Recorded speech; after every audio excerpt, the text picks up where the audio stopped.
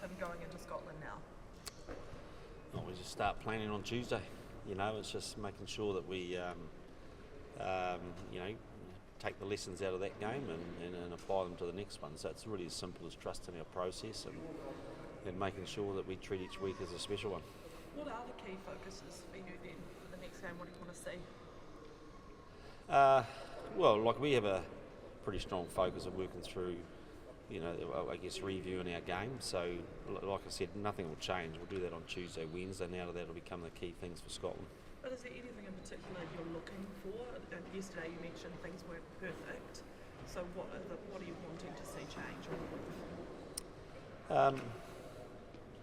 It's probably a bit early to ask me that question. So it's, I think there's obviously some things with some of our ball supply early wasn't as good as it needed to be. There'll be little things we pick up, but quite frankly, it's just a matter of not jumping to too many assumptions early in the week. Like, we actually like to go through and do a lot of analysis and have a look at what Scotland did yesterday and have a close look at what we did and then pick it up from there.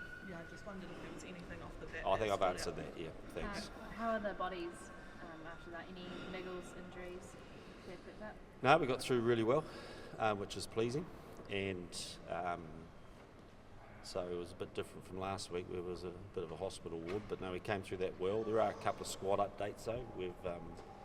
We've released Leicester and Brad to go and play against the Barbarians at Twickenham. We're bringing TJ over to us to replace Brad. So there was a predetermined plan to give both those nines a couple of weeks with us, and after Folau's injury. So that's the main squad update. Pleasing aspect of last night would be the fact that there was nothing even remotely close to discipline problems. Is that something that you worked on during the week after what happened last week? And is it something that you feel like you kind of pass a test, or is that what you expect for every test? Just going through all the questions there, Jamie. The answer is, well, we're pleased with the discipline last night. I guess discipline covers a range of things, doesn't it? Like in terms of our control around the contact there. I think we've been pretty good in that area for a while. We obviously picked up a card in Japan, but I mean that's that was a very close margin, that one. So, but overall pleased. There's some areas of the discipline that we weren't quite so good last night. I thought tackling, we got penalised 2 or 3 times for a tackler slow to get out, and that's frustrating. So we have to sort that out. How do you manage an 8-day turnaround? Is it a trickier turnaround to manage as well? Yeah, well, it's not tricky, it's just different. Like, we're actually sort of deliberately giving ourselves a bit of breathing space today and tomorrow.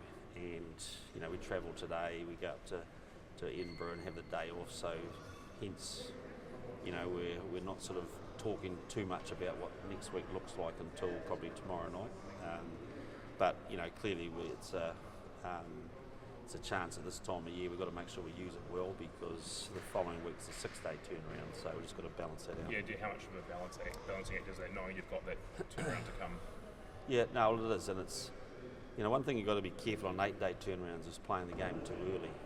Hence my reluctance to talk a little bit about what the key focuses are for the week, because I think it's good to give the team breathing space for the next 48 hours and then get over the win, then roll our sleeves up and get back to work on Tuesday and treat it like a normal week from then on. And saying that, did you see any of Scotland and Fiji yesterday?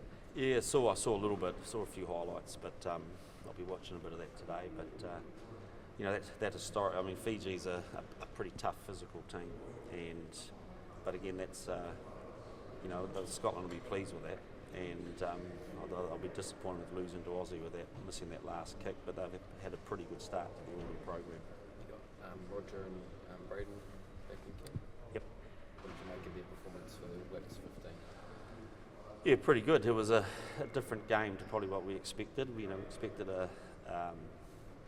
probably a lot tougher, more defence-orientated game up there, but it turned into quite an open game, and so we had to judge everyone's performances based on that. But it was good for them to get another hit out. You mentioned last night you won 5 in a row, which is obviously pleasing.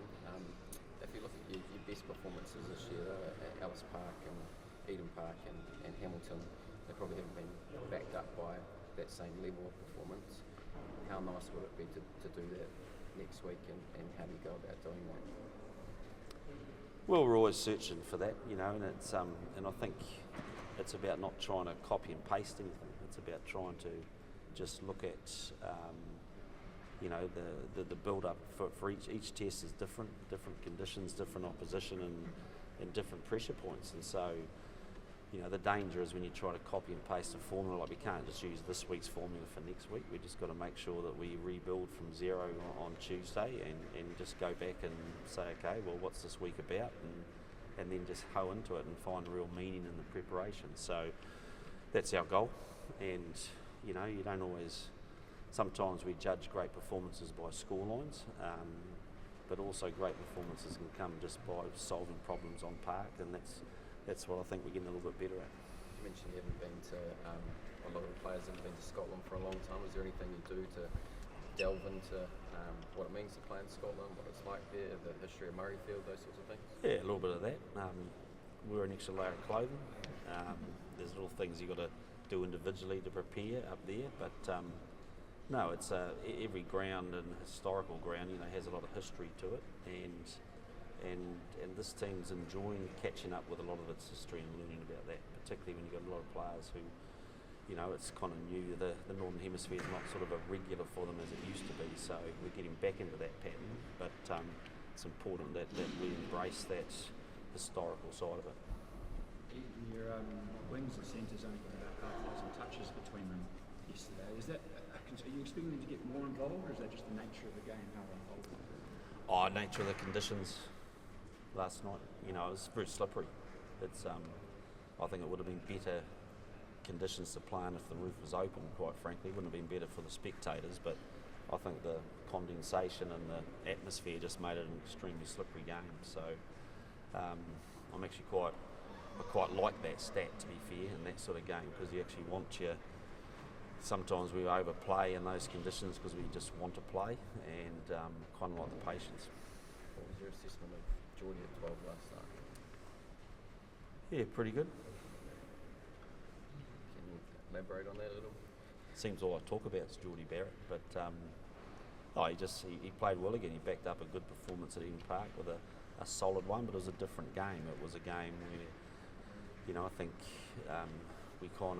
he went in there because we felt it was going to suit a very physical 12, and he played that game really well. You won't want to talk too much about specifics, but you mentioned in terms of selections and options, you know, with like Cody and Samasoni and developing that, and I guess Geordie and David at 12. Do you balance that with consistency of selection, which tends to help consistency of performance as well? I guess trying to develop options with developing combinations. What's that juggling act like? It's a juggling act. It's just a juggling act.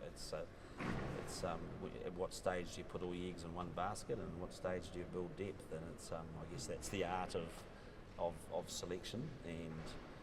But quite frankly, be it Geordie or be it Davey or be it maybe even Anton Lennon-Brown at 12, at the end of the day, it's quality players, and we expect them to do a job. And so whilst it's not about chopping and changing all the time, it is about building. And you know, I think we've done a lot of work on combinations this year, and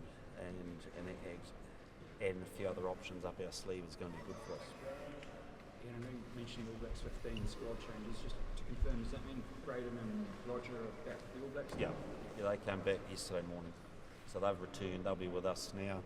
So we're just utilising that program as a chance to, like I said at the time, we released them to get another game in the midfield. They now come back with us. And Leicester obviously missed the Japan game, so it's a chance for him to go and get some rugby this week. Then he'll come back and join us, and I'll explain the lines.